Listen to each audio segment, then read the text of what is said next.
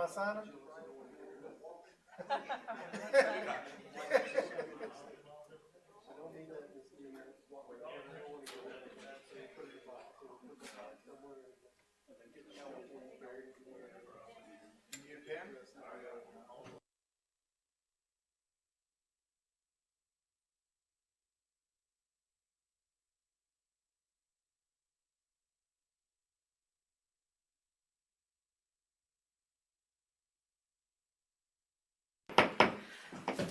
Good afternoon. At this time, we're going to call the Amherst County Board of Supervisors meeting to order. Let the record reflect that today is December the 7th and the time is 3:02 or 1 p.m. At this time, we're moving to the approval of the agenda. I would like to strike 8B and 10A from the agenda. Is there any other changes? Or if not, then is there a motion to approve? So moved. Motion on the floor by Mr. Martin. All in favor say aye. Aye. Any opposed? Motion carries. At this time, we're going to be led in the invocation and pledge of allegiance by Mr. Pugh. Dear Heavenly Father, we come before you today asking for your guidance, your wisdom, and your support as we begin this meeting. Help us to engage in meaningful discussions and to do what is best for the county and its citizens.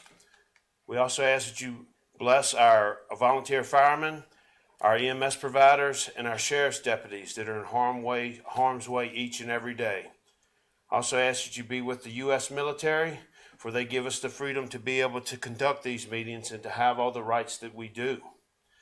We ask these things in your name. Amen. Amen.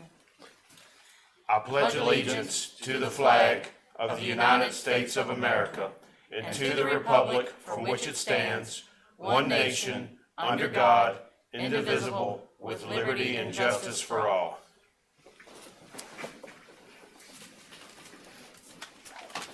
Thank you, Mr. Pugh. I have a question for you. Yes, ma'am. Citizen comments comes first, right? Before this? Yeah. Okay. We're going to change the agenda to move 5 up to 4 to have citizen comments before we do the first read ordinance. Is there anybody here wishing to address the board? If you would, please come forward, state your name and address for the record. Thank you all for this opportunity. My name is Dallas Hill. My address is 574 Higginbotham Creek Road. That is in Amherst, Virginia. I wanted to just quickly address the board here real quick in reference to the local firearms ordinance that is in Amherst County right now. Just to give you a little bio of my background, I'm 17 years law enforcement since 2005, was hired up underneath Jimmy Ayers, the former sheriff of Amherst County. I'm a firearms instructor, DUI instructor, general instructor, FTO coordinator, just to name a few. The amendment that I want to look at here today is the ordinance of it is unlawful to hunt with a firearm within 100 yards of a roadway. One of the main things I see with me being in law enforcement and as well as me being an avid hunter is the safety aspect of this law. There are 95 counties, 38 cities in Virginia, and of those, 66 have local ordinances on top of the state laws that are current in effect right now. Amherst County is one of 8 jurisdictions that has this specific ordinance in this law. The documentation I laid on each of y'all's desk, I highlighted it so it would make it a little bit easier to follow. Some of the residents could legally hunt in their backyards and be able to do it in a safe manner, but are not able to because of this law that's in effect of this ordinance. The proposal is also backed by the Commonwealth Attorney's Office, which I spoke with Lyle Carver here recently. He is able to be supportive of this legislation if it goes through. Some of the examples that we could possibly amend it to are right here on your front page of the local firearms ordinance. Nelson County and Campbell County are 2 of the closest ones that we could find right now. Campbell County is number 11, which should be highlighted in orange. It shall be unlawful to hunt with a firearm on or within the ditch line of any primary or secondary highways. That is their local ordinance. Or Campbell County has, it is unlawful to possess a loaded firearm on the road except when permission to hunt is obtained by landowners on each side. My suggestion to this, and speaking with several individuals, is stay with the state law possibly. The state law is simply it is unlawful to discharge a firearm, muzzleloader, arrow gun, or archery tackle in or across or within the right-of-way of any roadway. This is a safety aspect in reference to several properties that I hunt. Actually, we spoke briefly about the dog hunting on the east side, and the west side would be still hunting or man drives or something of that nature. This would benefit both. With the exception of deer hunting, there's also duck hunting. I have the permission to hunt Winton Country Club at their pond or lake right there to get rid of some of their geese problem. And the easiest place to sit is 40 yards off the roadway, and that's actually facing away from the roadway over the lake, which would make it more beneficial. With this law in effect, I can't do that. Some of the other areas that I know some of y'all know Tom Berry, hunt on his property. He has divided property on each side of Boxwood Farm Road. If I was to get 100 yards off the roadway, it would actually be at an uphill slant back up towards the roadway where the deer would be coming out. So it would make it unsafe to be able to hunt there.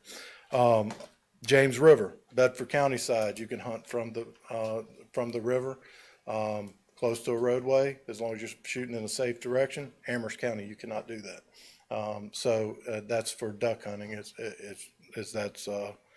That's something I look at. So those are a couple of things that I like to address, and those are one of the laws or the ordinances that I would like to see maybe modified or changed.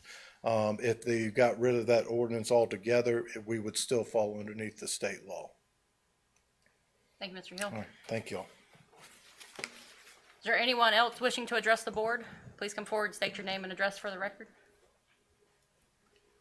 All right, seeing and hearing none, we will close citizen comments and move on to ordinances first read with the landscaping requirements for self-storage. Mr. Bryant? Hey, good afternoon. This is a fairly simple request. Initially, self-storage units, containers, accessory structures are permitted uses in the commercial district. This type of use because it's a permitted use, does not require landscaping to be done. Normally that happens when we have a site plan, rezoning, special exception, something that would trigger the landscaping ordinance to apply. This use is found in a couple locations along 29 Business. This has been discussed by the Route 29 Business Beautification Committee and by the Planning Commission, and this use now would be tied into landscaping regulations. So we would ask that anytime there's a retail sale of self-storage and accessory structures, that we would subject them to all landscaping requirements found in section 1605. Any questions for staff? Thank you, Mr. Bryant. Board, do you have any questions? Thanks, sir. Okay, thank you. There is a recommended motion in our packet. Is anybody? Madam Chair, I move that the board send the proposed ordinance 2021-0009 to a public hearing at our December 21st, 2021 meeting. Motion on the floor by Mr. Ayers. All in favor say aye. Aye. Any opposed? Motion carries. Welcome back. Well, thanks. This is for recreational vehicle code modifications. Yeah.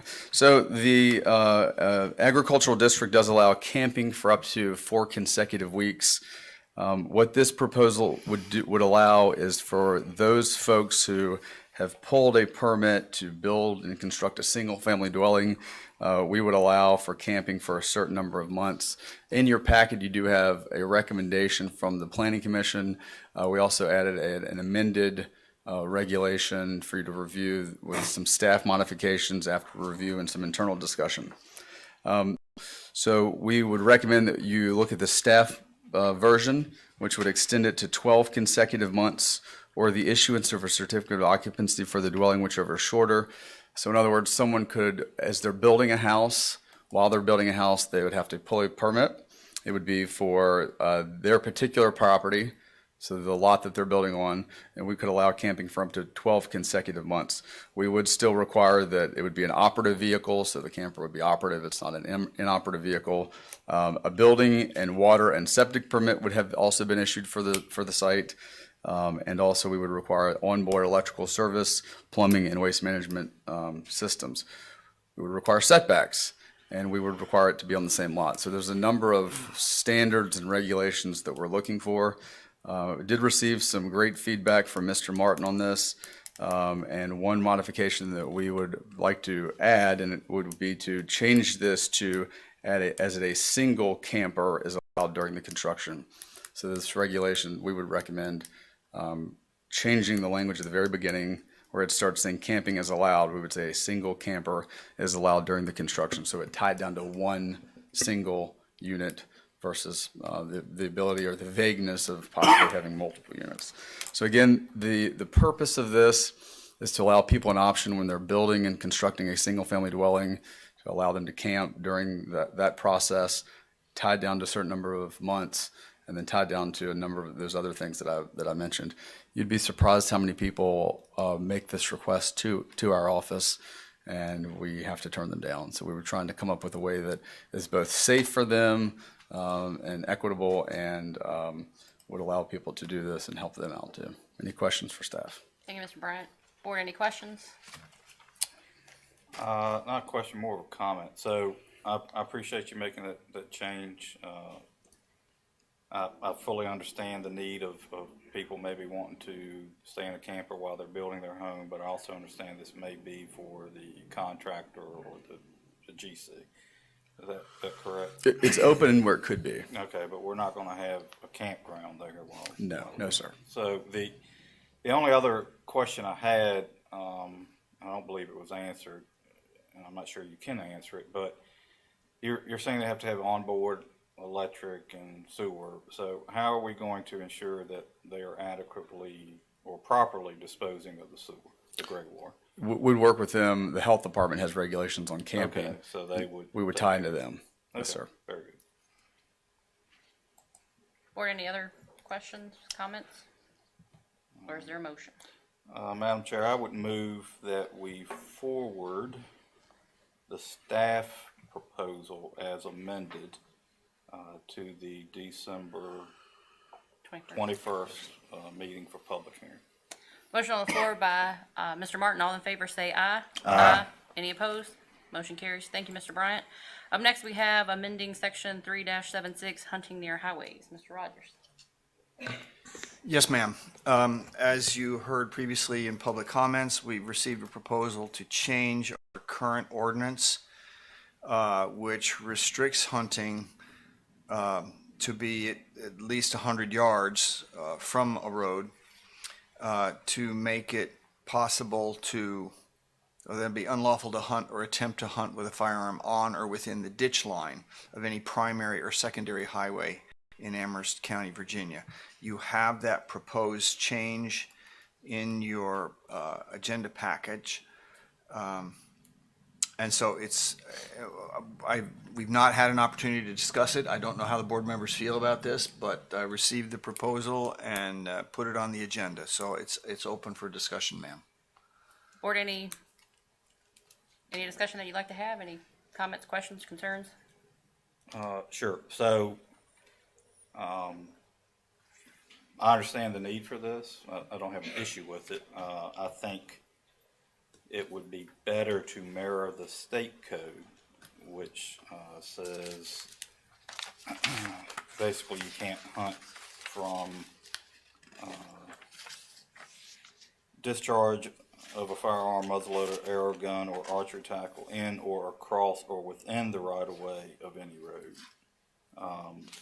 I think it would be best to say that, and the reason I say that is because when you say ditch line, just knowing how right-of-ways work, you may be in the ditch line, but you may still be on public right-of-way. So we would be inferring it would be okay for you to be on public right-of-way, which would be against state code, right? So I would be more comfortable if we just mirrored state code and amend it that way. Madam Chair, I agree with the verbiage as stated in the state code. I think if we do anything else, then we would contradict what the state code says, which basically it says no discharge in the firearm in the right of way, which for the most part, ditch line to ditch line is right of way, but if we use a verbiage in the state code, then I think it would pretty much mirror what's requested and be fair enough. Mr. Pugh, you have any thoughts? Oh, I agree. I've always thought this was kind of a bad law for the many years that I've hunted. Always abided by it, but it can actually do the opposite of what it's intended to do, because if you're 100 yards off the road, you might be more inclined to shoot towards the road. So I think it's a good move, and with that, and I'll unless you've got something, Ms. Moore, I'll move that the board direct staff to set the matter for public hearing Is that With the change? with the change noted by Mr. Martin. It would mirror state code. Perfect. Motion on the floor by Mr. Pugh. All in favor say aye. Aye. Any opposed? Motion carries. Thank you. Up next, we have the consent agenda. Do you have any changes, edits, or is there a motion to approve? I make a motion, we move the consent agenda. Motion on the floor by Mr. Martin. All in favor say aye. Aye. Any opposed? Motion carries. Moving to new business, Dodge store easement. Mr. Prophet.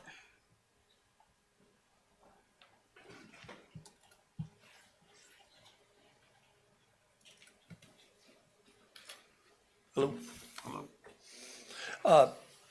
When the county purchased what we refer to as the Dodge store property on Route 60 for the purpose of constructing a convenience center, it was brought to our attention, and we understood by an adjacent property owner that historically there had been a right-of-way of ingress and easement onto the adjoining property that is located behind this property from Route 60. And the right-of-way they had gone through pretty much the parking area of the store. Well, we were going to build a convenience center and block that, and we agreed that we would provide an easement that wouldn't interfere with their convenience center. At the same, also, we did not have a new survey made of the property. And so we, in the course of agreeing on a right-of-way, we are establishing a boundary agreement.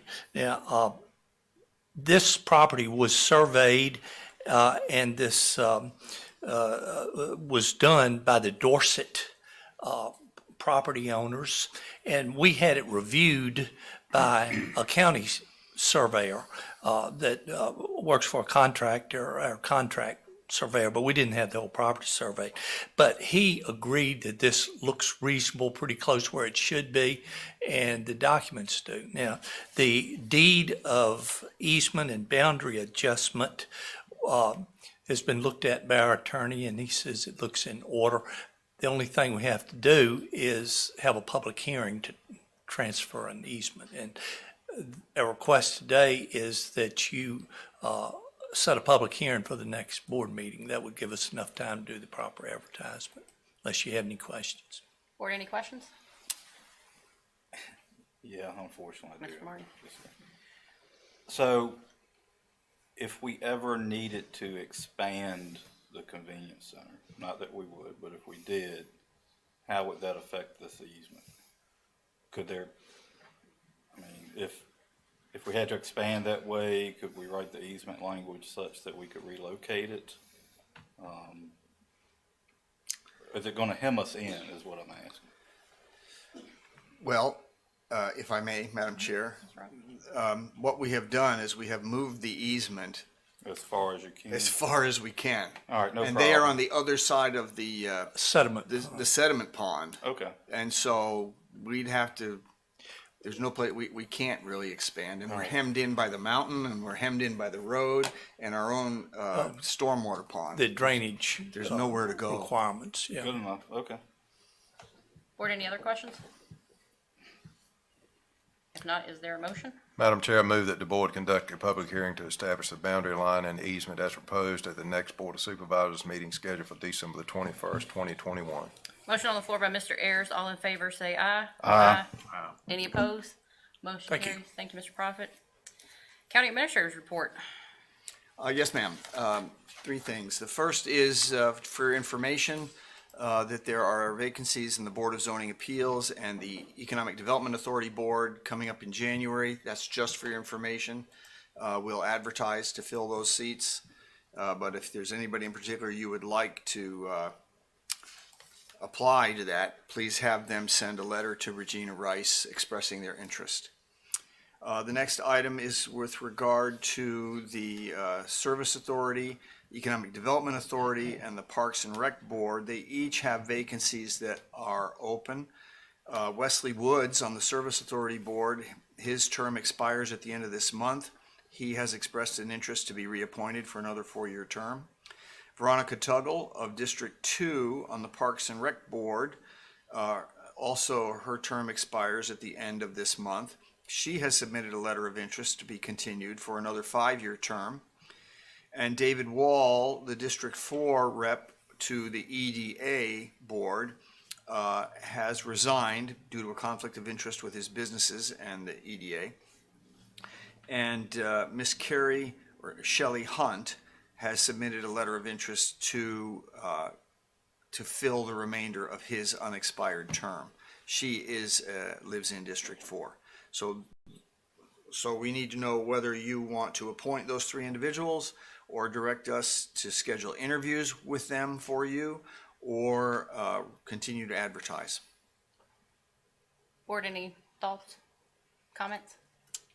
I'm fine with the staff recommendation that we appoint those 3. I am too. Everybody I good? agree. You want to put that in the form of a motion? Yes, ma'am. Madam Chair, I move the board reappoint Mr. Woods as a citizen member of the ACSA Board, reappoint Ms. Tuggle as a District 2 representative to the Parks and Recreation Board, and appoint Ms. Hunt as a District 4 representative to the EDA. Motion on the floor by Mr. Martin. All in favor say aye. Aye.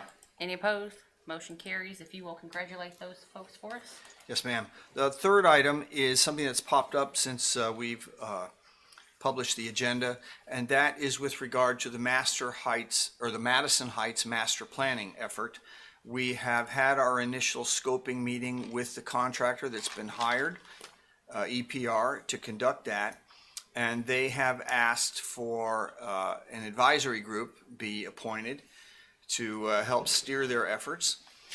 The staff members that will serve on this group are myself, Jeremy Bryant, Victoria Hanson, and Mr. Bob Hopkins, and we are requesting that there be a single member from each of the 4 bodies that those individuals clerk for. So there would be one member from this body, the Board of Supervisors, one from the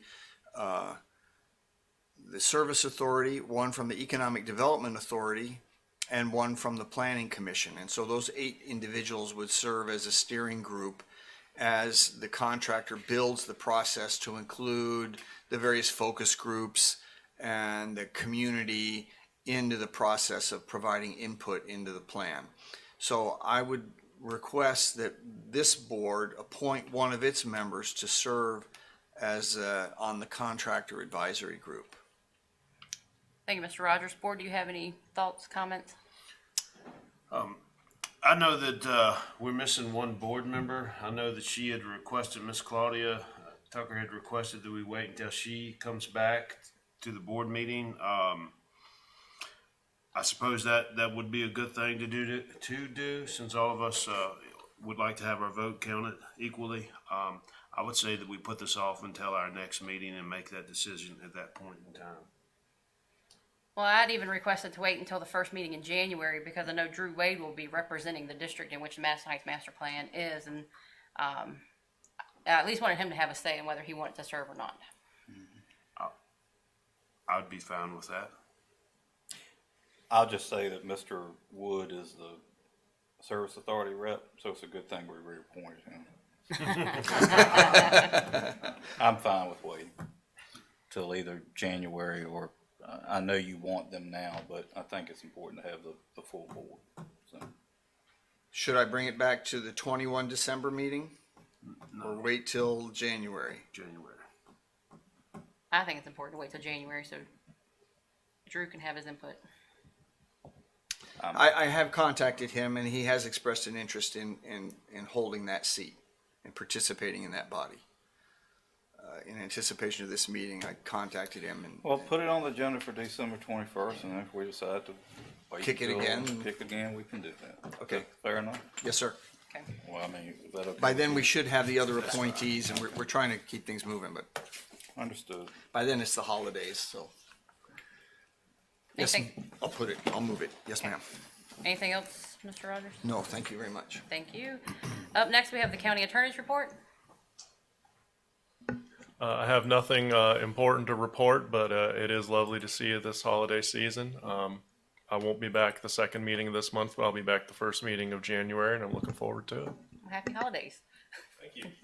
Thought you were bringing cookies and cocoa on the 21st. I'm going to send them a copy. Okay, as long as they give you.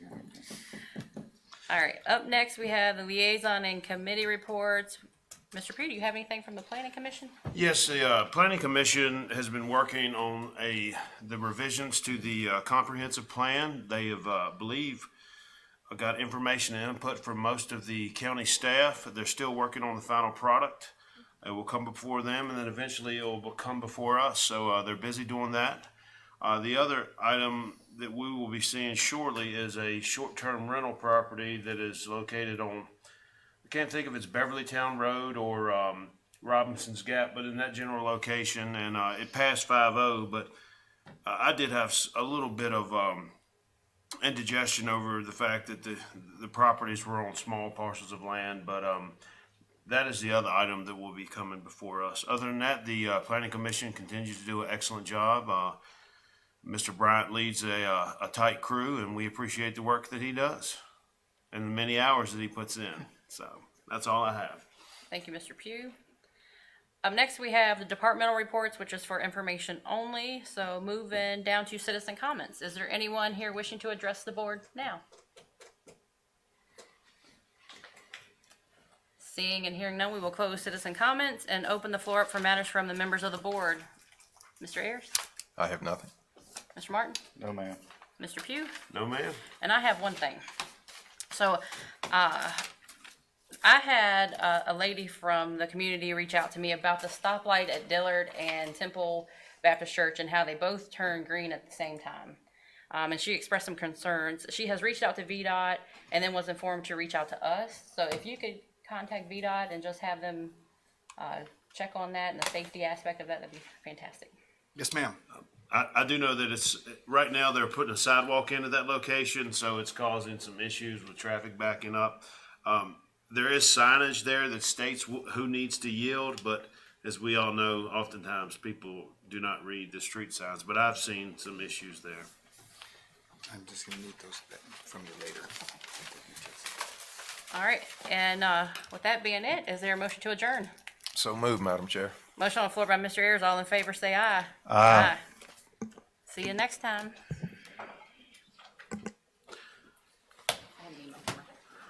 Just send me the email, yeah. And is it See what it identified is. spot? The Dillard Road and Temple Baptist Where Church Temple, enter. Yeah, right there. yeah. It's just